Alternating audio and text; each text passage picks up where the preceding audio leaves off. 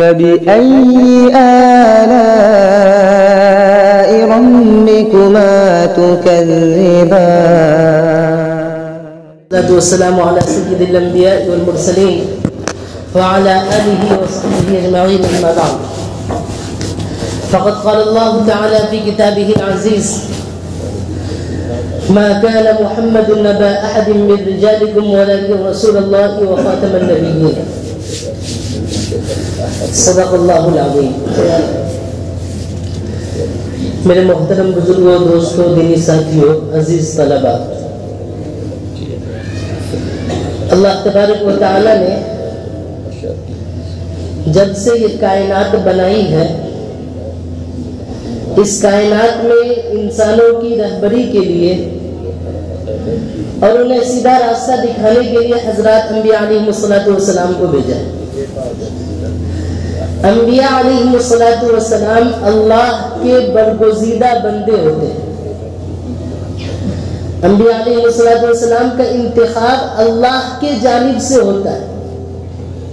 اللہ تعالیٰ انہیں منتخب فرماتے ہیں اور ان کے اندر صلاحیت ڈالتے ہیں، انہیں نمونہ بناتے ہیں تاکہ ان کی لوگ پیروی کریں، ان کے نقش قدم پر چلیں. انبیاء علیہ السلام کی پوری زندگی اللہ تعالیٰ اس کی حفاظت کرتے ہیں، ان سے کوئی گناہ نہیں ہوتا. انبیاء علیہ السلام معصوم ہوتے ہیں، صغیرہ اور کبیرہ ہر طرح کے گناہوں سے اللہ تعالیٰ ان کی حفاظت کرتا ہے، نبوت سے پہلے بھی اور نبوت کے بعد بھی. کوئی چھوٹا یا بڑا گناہ ان سے سرزد نہیں ہو سکتا. اللہ تبارک و تعالی انبیاء علیہ السلام کو ایسا بناتے ہیں. اسی طرح سے میرے محترم بزرگوں، دوستوں، انبیاء کو آئیڈیل بنایا جاتا ہے، نمونہ، اس لیے کہ ان سے کام لینا مقصود ہوتا ہے. انبیاء ہوتے ہیں اللہ تعالیٰ کے احکامات کو دنیا میں پھیلانے کے لیے آتے ہیں. اس لیے ہر نبی کی سیرت آپ اٹھا کر کے دیکھیے، اللہ تعالیٰ نے انہیں نمونہ بنایا، انہیں ہر طرح کے صفات سے آراستہ کیا. ان کے اندر نرمی بھی ہوتی، شفقت ہوتی، تاکہ اس شفقت کے نتیجے میں، اس ترحم کے نتیجے میں یہ امت کو اپنے ساتھ لے کر کے چل سکیں. اور انبیاء علیہ السلام کی اللہ تعالیٰ خود تربیت فرماتے ہیں. اکثر انبیاء علیہ السلام کے بارے میں آیا کیا کہ بچپن میں بکریاں چلاتے تھے. بکریاں اللہ تعالیٰ چرواتے ہیں تاکہ بکریوں کی صفت ان کے اندر منتقل ہو. بکریوں کی صفت کیا ہے؟ تواضع، خاکساری، اپنے آپ کو کیا ہے؟ چھوٹا بنا کر کے پیش کرنا ہے. یہ صفت انبیاء علیہ السلام میں منتقل ہوتی. اللہ تعالیٰ نے ہر زمانے میں انبیاء علیہ السلام کو بھیجا. اخیر میں حضرت محمد الرسول اللہ صلی اللہ علیہ وسلم کو اللہ تبارک و تعالیٰ نے سرزمین عرب میں مبعوث فرمایا کہ آپ کی نبوت کا اظہار تو 40 سال کے بعد ہوا، لیکن بچپن ہی سے لوگ آپ کو صادق و امین کے نام سے جانتے ہیں. آپ کے اخلاق حسنہ سے ہر ایک واقف تھا. آپ بلند اخلاق کے مالک ہیں. لوگوں کی خیرخواہی کا جذبہ آپ کے اندر کوٹ کوٹ کر بھرا ہوا. اللہ کے رسول صلی اللہ علیہ وسلم آخری نبی ہیں. اب آپ کے بعد کوئی نبی نہیں آئے گا. اس کے اوپر ہمارا ایمان ہے، یہ ہمارا عقیدہ ہے. اب کوئی اس کے خلاف عقیدہ رکھتا ہے تو وہ ایمان کے زمرے میں شامل نہیں ہوگا، وہ ایمان والا نہیں کہلائے گا، بلکہ دائرہ اسلام سے وہ خارج ہے. دائرہ اسلام میں داخل ہونے کے لیے ضروری ہے کہ رسول اللہ صلی اللہ علیہ وسلم کی نبوت اور رسالت کو مانا جائے، آپ کی نبوت اور رسالت پر ایمان لایا جائے، اور اس کے ساتھ یہ بھی ایمان رکھا جائے کہ رسول اللہ صلی اللہ علیہ وسلم خاتم النبیین ہے. آپ کے بعد کوئی نبی نہیں آئے گا. قرآن میں اللہ تعالیٰ نے واضح طور پر بیان فرما دیا ما کان محمد ابا احد من رجالکم ولکن رسول اللہ وخاتم النبیین. اللہ تعالیٰ نے فرمایا محمد تمہارے مردوں میں سے کسی کے باپ نہیں ہے.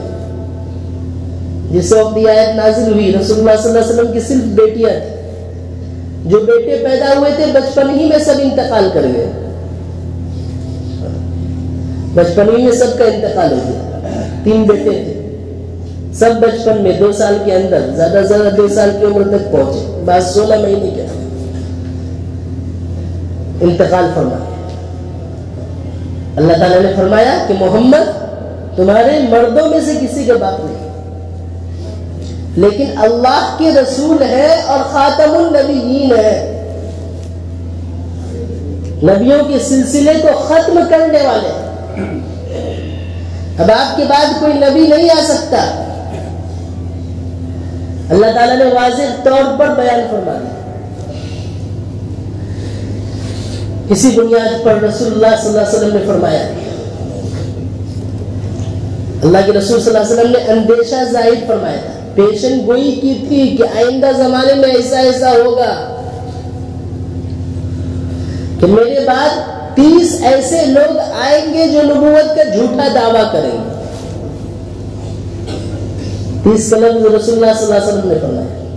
30 کذابون 30 جھوٹے ہوں گے جو نبوت کے دعوے دار ہوں گے کہ ہم نبی ہیں. اللہ کے رسول نے فرمایا سنو وانا خاتم النبیین میں خاتم النبیین ہوں. تمام نبیوں کے سلسلے کو میں ختم کرنے والا ہوں. آخری نبی ہوں. لا نبی بعدی میرے بعد کوئی نبی نہیں ہوگا. واضح طور پر رسول اللہ صلی اللہ علیہ وسلم نے فرمایا کہ میرے بعد کوئی نبی آنے والا نہیں. اس لیے کہ نبوت یہ ایسی چیز نہیں ہے جسے حاصل کیا جا سکتا. کسبی نہیں ہے. وحبی اور عطائی ہوتی ہے. اللہ تعالیٰ اپنے فضل سے برآمد فرماتے ہیں. اللہ تعالیٰ جسے چاہتے ہیں اسے نبی بناتے ہیں اور رسول اللہ صلی اللہ علیہ وسلم کو آخری نبی بنا دیا. مسلم شریف کی ایک روایت میں رسول اللہ صلی اللہ علیہ وسلم نے فرمایا دیگر انبیاء پر مجھے جو فضیلت بخشی گئی ہے اس میں سے ایک یہ ہے ارسلت الی الخلق کافہ میں سارے جہان کی طرف رسول بنا کر کے بھیجا. اور وختم بالنبیون مجھ پر نبوت کا سلسلہ ختم کر دیا گیا. میں آخری نبی ہوں. اللہ کے رسول صلی اللہ علیہ وسلم نے واضح کیا. اس لیے علماء کرام نے اس سلسلے میں کتابیں لکھی ہیں. ختم نبوت کی ضرورت حضرت مفتی شفیع صاحب نور اللہ مرقدہ ان کی کتاب ہے ختم نبوت. 200 احادیث انہوں نے جمع کی ہیں اس کے اور قرآن کی مختلف آیات جس کے اندر رسول اللہ صلی اللہ علیہ وسلم کا خاتم النبیین ہونا واضح طور پر بیان کیا. ہر مسلمان کو چاہیے کہ اس کتاب کو پڑھے. اس کتاب کا مطالعہ جس سے پتہ چلے گا کہ ختم نبوت کا عقیدہ رکھنا کتنا ضروری ہے. اس مدرسے کے استاد حضرت مولانا نوشاد صاحب نے بھی کتاب لکھی ہے ختم نبوت سوال و جواب کے آئینے میں. چھوٹی سی کتاب اس کو بھی پڑھیے. مختصر سی کتاب. سوال کیا اس کا جواب دیا بہت اچھے انداز میں. یہ ختم نبوت. ایک مرتبہ رسول اللہ صلی اللہ علیہ وسلم کے سامنے حضرت عمر رضی اللہ عنہ کتنے بڑے صحابی ہیں حضرات جانتے ہیں ان کا مقام و مرتبہ. توریت کا کوئی نسخہ اس کا کوئی صفحہ ان کے پاس تھا اسے پڑھنے لگے. رسول اللہ صلی اللہ علیہ وسلم کے سامنے آپ موجود ہیں. پڑھتے جا رہے ہیں.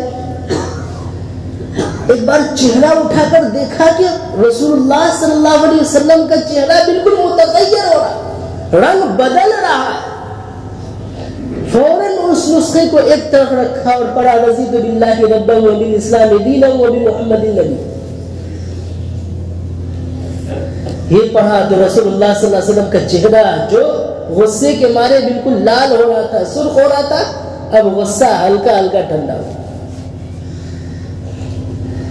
اور اس کے بعد اللہ کے رسول صلی اللہ علیہ وسلم نے فرمایا عمر سنو. مخاطب تو حضرت عمر کو بنایا تھا لیکن آپ کو سبق دینا تھا پوری انسانیت کے لیے, اپنی پوری امت کے لیے آپ کو سبق دینا تھا. آپ نے فرمایا اگر موسیٰ علیہ السلام بھی زندہ ہوتے تو انہیں بھی میری اتباع کیے بغیر چارہ کار نہیں ہوتا. موسیٰ علیہ السلام بھی زندہ ہوتے, وہ ابھی موجود ہوتے تو وہ ہماری پیروی کرتے, اس لیے کہ ہم آخری نبی ہیں, ہماری شریعت آخری شریعت ہے. اب اس کے بعد نہ کوئی نبی آئے گا نہ کوئی شریعت آئے گا. پھر سوال ہوتا ہے کہ رسول اللہ صلی اللہ علیہ وسلم آخری نبی تھے, اب آپ کے بعد کوئی نبی نہیں آئے گا, لوگ تو قیامت تک پتہ نہیں کتنے آئے گے, ان کی رہبری کیسے ہوگی؟ وہ دین پر چلے, اس کے لیے کیا طریقہ اختیار کیا جائے گا؟ تو اللہ تبارک و تعالیٰ نے اس کے لیے اس امت کو منتخب کیا ہے. یہ پوری امت نبی کی نائب ہے امت کو سیدھا راستہ دکھانے میں, اور خصوصی طور پر علماء کرام کو انبیاء کا وارث بنایا گیا ہے. تو خصوصاً علماء کرام یہ امت کے رہبر ہیں, یہ ان کی رہنمائی کریں گے. کوئی فتنہ آئے گا, فتنے کے بارے میں آگاہ کریں گے, بتلائیں گے کہ یہ فتنہ آ رہا ہے جو ہمارے ایمان پر ڈاکہ ڈالنے والا فتنہ ہے. اللہ کے رسول صلی اللہ علیہ وسلم نے امت کے علماء کو مقتدا بنایا اور پوری امت کو عمومی طور پر ذمہ دار بنایا ہے کہ اللہ کے رسول صلی اللہ علیہ وسلم کا جو مشن تھا یہ امت اسے آگے لے کر کے پہنچے گی. حجۃ الوداع کے موقع پر ذمہ داری سپرد کی تھی امت کے ذمے رسول اللہ صلی اللہ علیہ وسلم نے. الا فلیبلغ الشاہد الغائب, جو یہاں پر موجود ہے آئندہ نسلوں تک ہماری بات پہنچائے.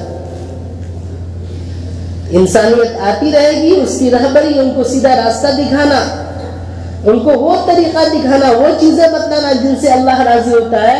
اللہ تبارک و تعالیٰ نے اس امت کے علماء اور ان کے خواص کے ذمے لگایا ہے, اور پوری امت کے ذمے یہ کام ہے. اس طریقے سے امت کی رہنمائی ہو. ابھی ماضی قریب میں ایک فتنہ چلا ہوا ہے, آپ حضرات بھی اس سے واقف ہوں گے. فتنہ شکیل ابن حنیف, آپ حضرات نے نام سنا ہوگا. اس کا مختصر سا خاکہ آپ کے سامنے بیان ہے. اللہ کے رسول صلی اللہ علیہ وسلم نے فرمایا 30 جھوٹے دعوے دار آئیں گے جو نبوت کا دعویٰ کریں گے.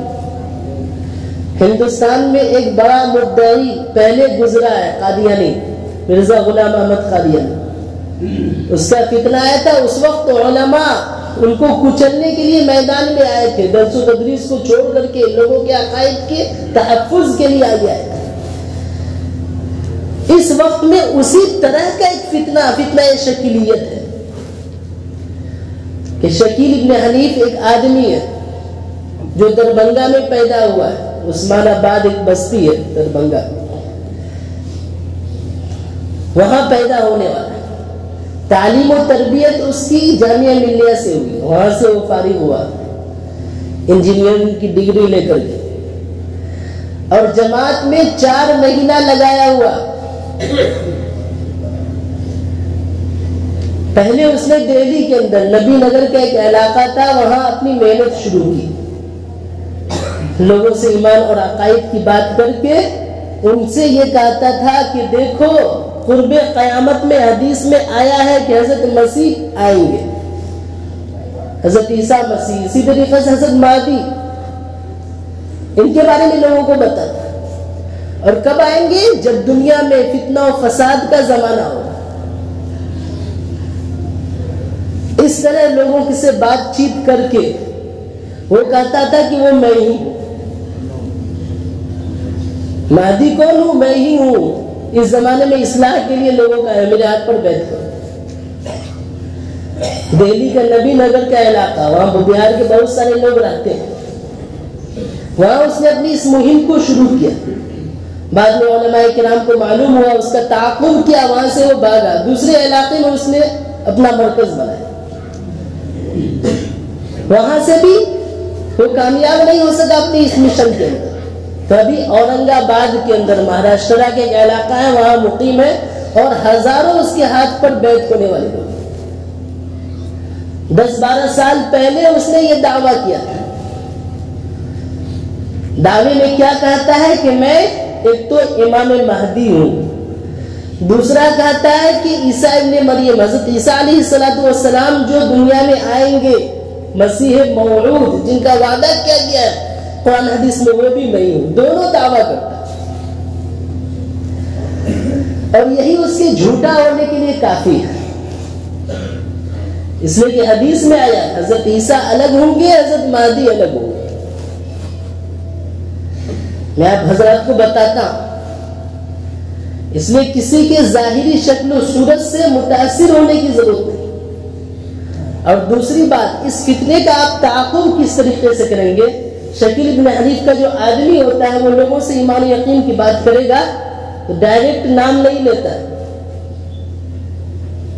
آہستہ آہستہ, اور وہ ٹارگیٹ بناتا ہے اکثر ان لوگوں کو, ان نوجوانوں کو جو عصری تعلیم گاہوں کے اندر اپنی تعلیم حاصل کرتے ہیں,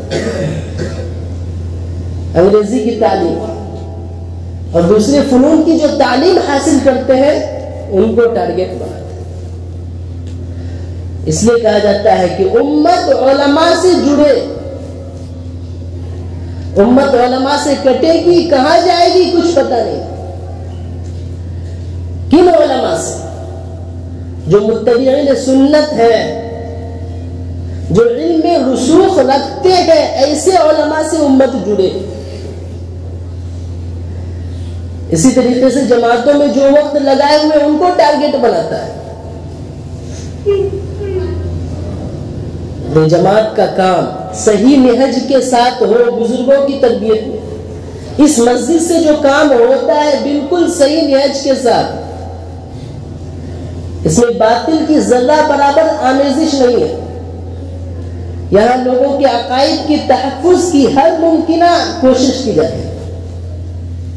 اسی لیے ہر سنڈے کو جو عصری اسکولوں میں تعلیم حاصل کرنے والے طلباء ہیں ان کا جوڑ کیا جاتا ہے, تاکہ دین کی موٹی موٹی باتیں ان کو بتلائی جائیں.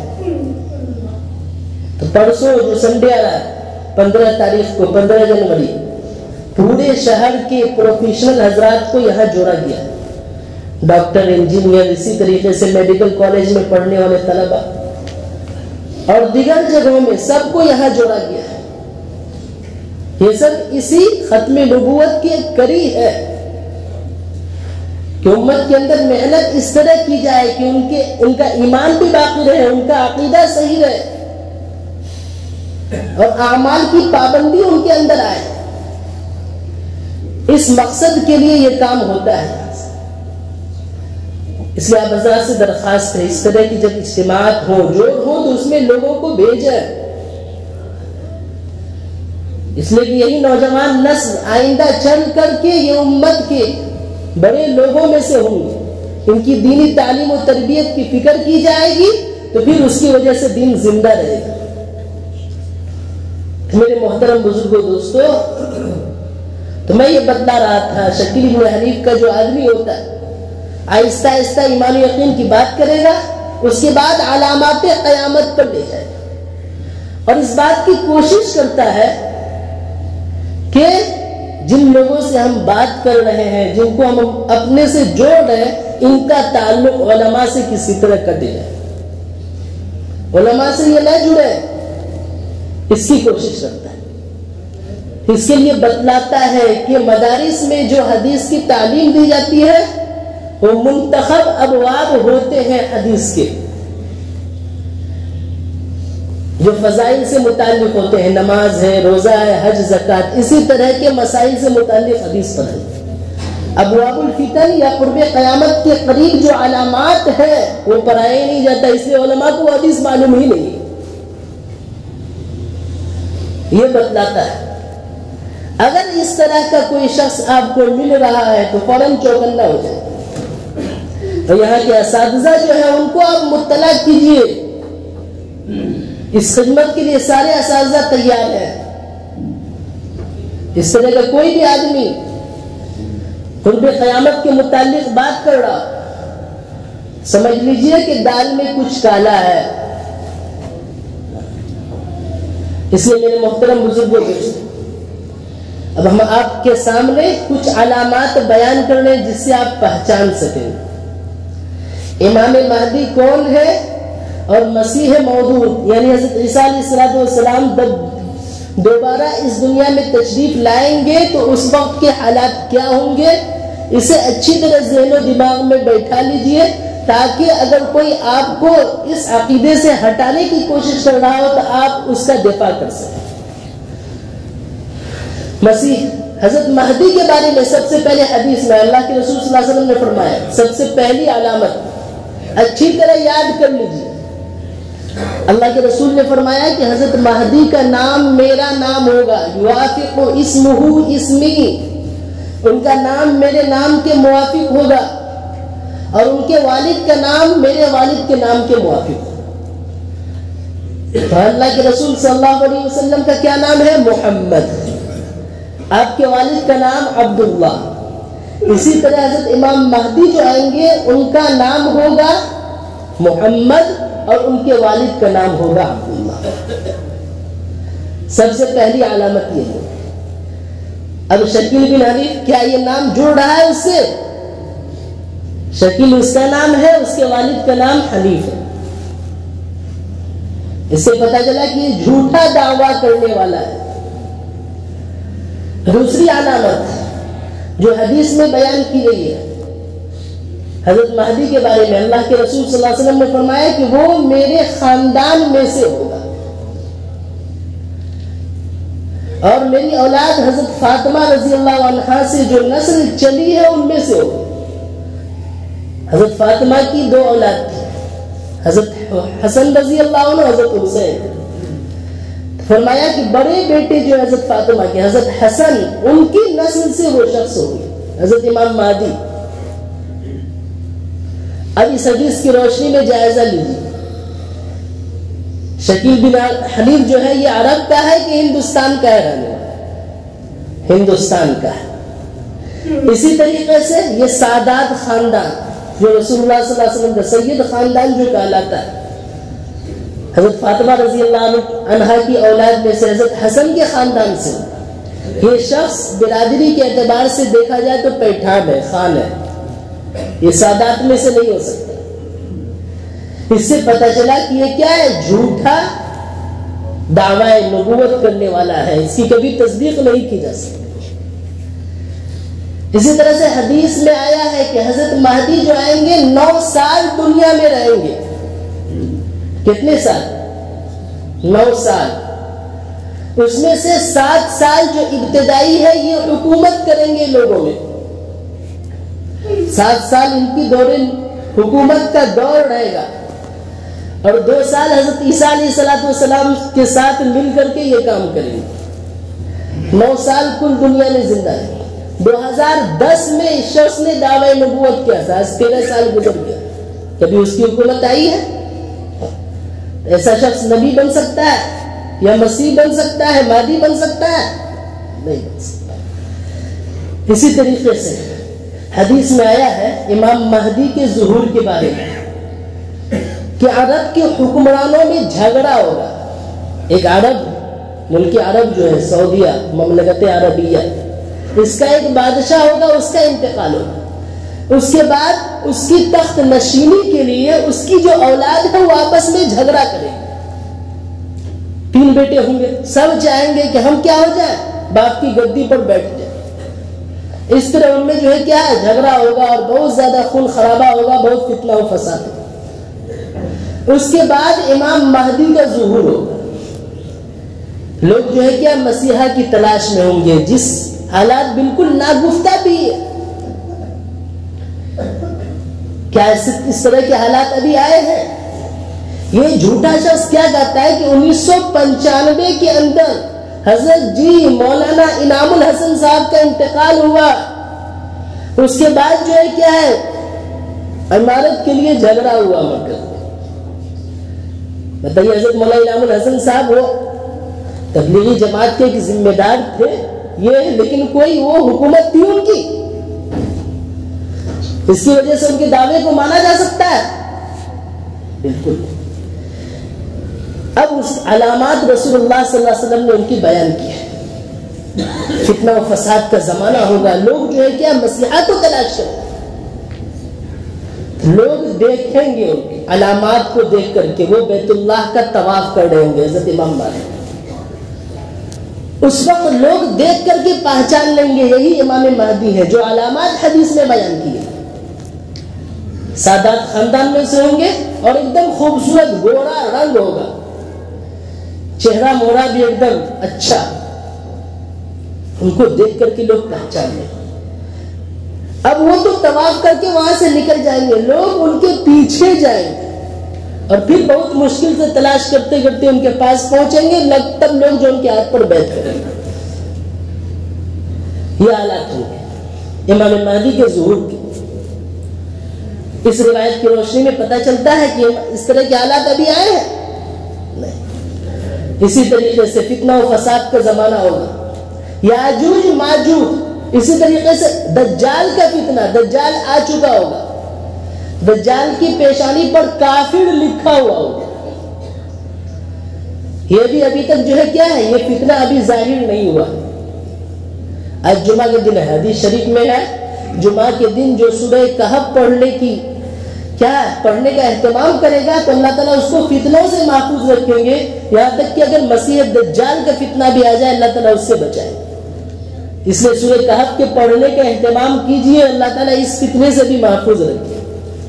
بہرحال ضمن میں ایک بات میں نے کہا دی،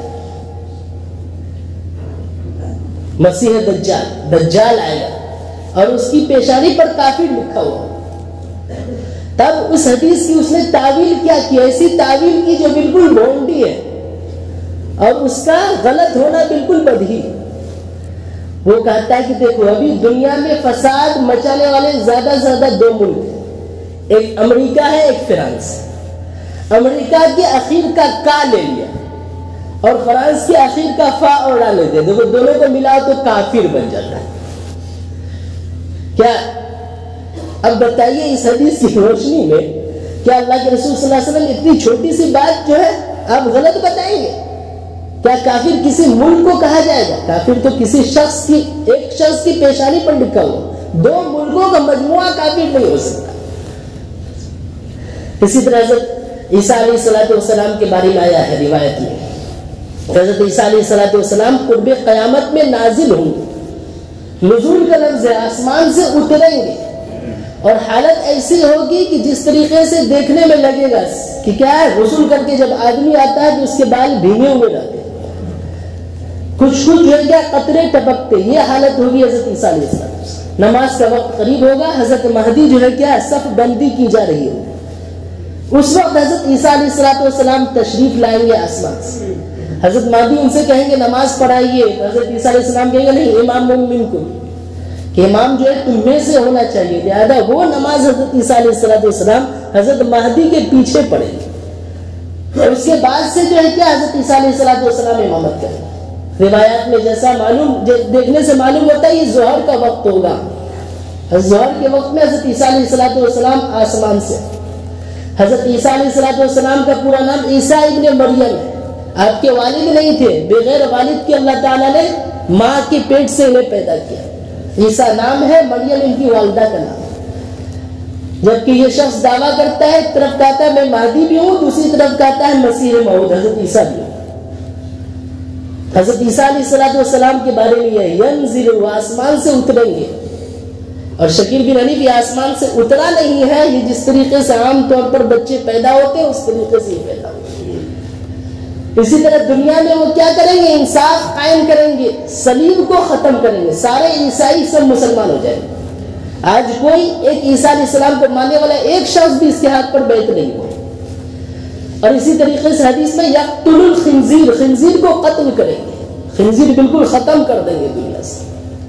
اور عیسائیوں کا سارا عقیدہ جو ہے کیا ہے؟ صلیب کو توڑ دیں گے، جتنے ان کے باطل عقائد ہیں سب ختم ہو جائیں، اور امت محمدیہ کے ایک فرد بن کر کے حضرت عیسیٰ علیہ السلام شریعت محمدی کے مطابق لوگوں میں دعوت و تبلیغ کریں گے اور لوگوں کو دین سکھائیں گے۔